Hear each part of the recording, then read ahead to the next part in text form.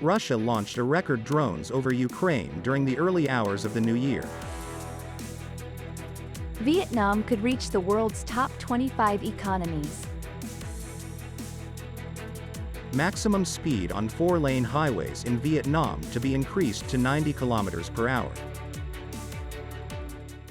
You're watching today's news on Nghệ An TV. My name is Ha Giang, your host. Russia launched a record 90 shade-type drones across Ukraine during the early hours of the new year. Russian President Vladimir Putin said his country would intensify its attacks on its neighbor. Vladimir Putin said Ukraine could expect more such strikes after shelling of the Russian border city of Belgorod that killed more than 24 people and wounded more than 100 others. They want to intimidate us and create uncertainty within our country. We will intensify strikes. Not a single crime against our civilian population will go unpunished. Vladimir Putin calls Ukrainian strikes on Belgorod terrorist act that will not go unpunished, and promised more strikes on Ukrainian targets. President Putin emphasized that Moscow will not retaliate with indiscriminate attacks on civilians but will focus on Ukrainian military locations. According to experts, the recent attack and President Putin's warnings seem to indicate an increase in UAV attacks.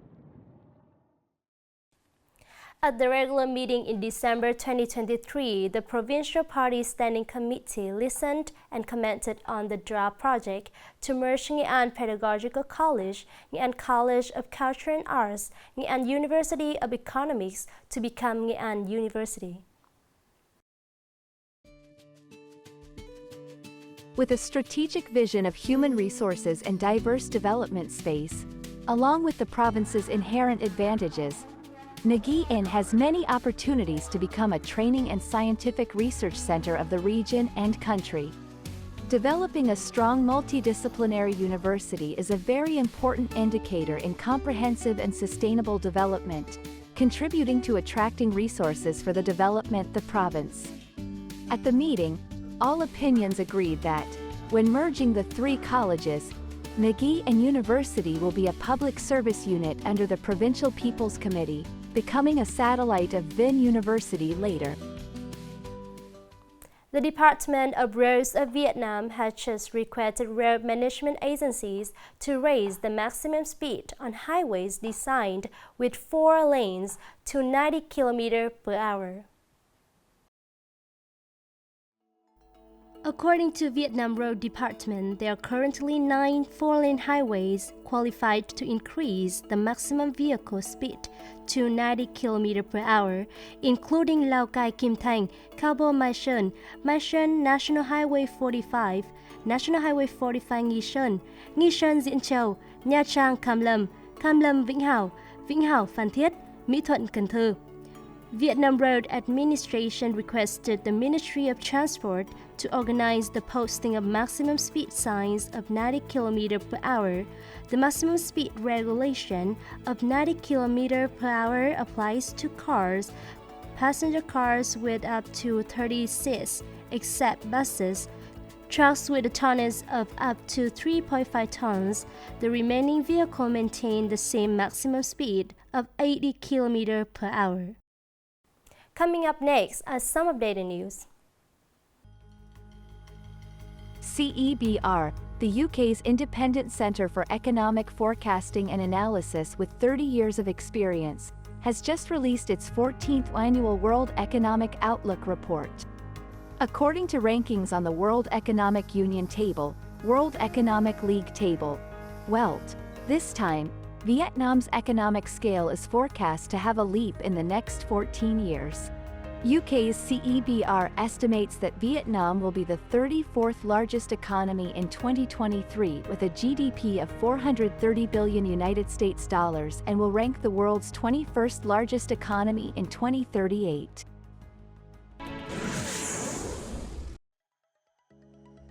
According to a report from the Department of Tourism, the total number of tourists coming to Nghệ An in the past 3 days of the New Year holiday is estimated to reach 90,000 visitors, equal to 112% compared to the same period last year.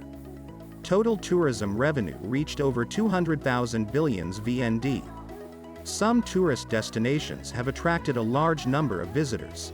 Nam Dan district has the largest number of visitors with about 14,500, in which Kim Leen Special National Relic Area has welcomed nearly 8,400 visitors.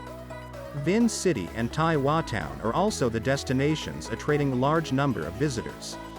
It will be a good start, promising many prosperity for the Nghệ An tourism industry to develop strongly and reap many successes in 2024 and the following years.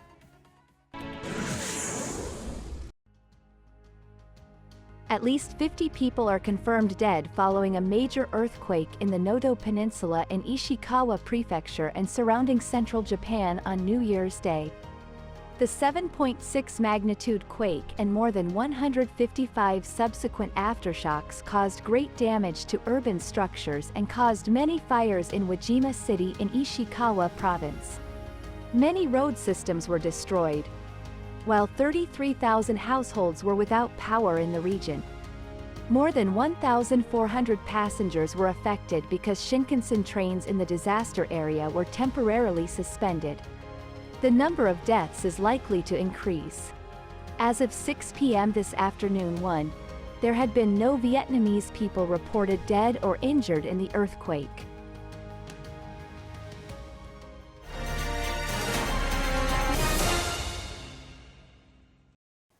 Moving on to today's story. The Lunar New Year is coming in just over the month. This is the time when our word production facility in Guizhou are highly focusing on supplying goods to the market. This year, the floods at the end of last September swept away many raw material right before the time when facility started production for Tết. Therefore, ensuring the quantity and quality of goods to serve the market is a difficult question. Last year, when my facility produced more than 2 million incense sticks during Tết, but it is extremely difficult to make that number of incense this year as many raw materials has been washed away by the floods at the end of September last year. 61 bales of paper were washed away. The damage worth approximately 90 million VND. Prepare all year long to make raw materials. It costs hundreds of millions, but profits are not much compared to the losses. However, we must try harder to maintain the quality and quantity of products to serve customers. Guizhou District has more than 60 large and small agar-wort production facilities concentrated in Tân Lạc Town and Châu Hạnh, Châu Tiến, and Châu Bình communes.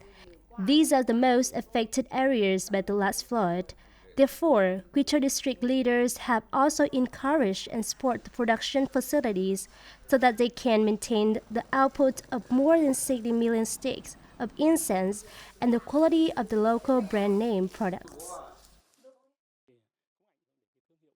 The local people's losses were very heavy because after the flood they had to focus on buying raw materials. The prices have increased at the end of the year, affecting people's income.